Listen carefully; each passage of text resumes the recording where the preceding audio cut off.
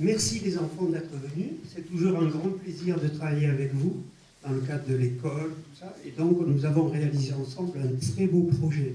Alors, effectivement, pour réaliser ce projet, il a fallu vous canaliser, si je puis dire, vous guider pour arriver à ce but de réaliser des tuteurs qui sont là, qui soient visibles. Parce que le but de ces tuteurs, leur fonction, c'est qu'ils soient repérables pour ne pas que ces petits plans soient abîmés quand on passe une épareuse ou voilà, quand on entretient les berges. Voilà, donc ça a été un travail vraiment intéressant. C'est toujours extraordinaire de travailler avec des enfants. Ça fait plusieurs années que j'interviens dans des lycées ou des écoles élémentaires et je suis toujours aussi émerveillé. Par exemple, rappelle-moi ton prénom. Martine. Voilà, et donc, vous voyez, quand il s'exprime, il partage, c'est vraiment une merveille.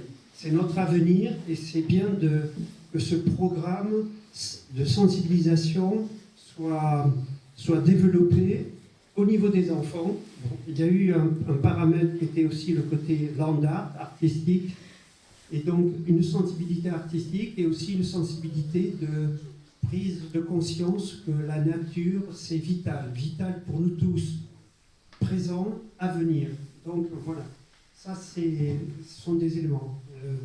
Voilà, donc j'ai guidé les enfants. Pourquoi on a décidé de faire ces piquets polychromes. Bon, je vous ai expliqué la fonction. C'est parce qu'au départ, j'ai réalisé, vous avez de l'autre côté là sur le mur, des tuteurs que j'ai réalisés dans une bambouserie. Voilà, et donc ça a été l'idée de ramener cette idée-là au niveau du travail de ces tuteurs. Voilà. Donc, ce lieu est aussi un lieu où on présente de l'art régulièrement. Hein, tous les samedis, c'est ouvert. La Galerie Alima accueille des artistes de toute origine, de toute sensibilité.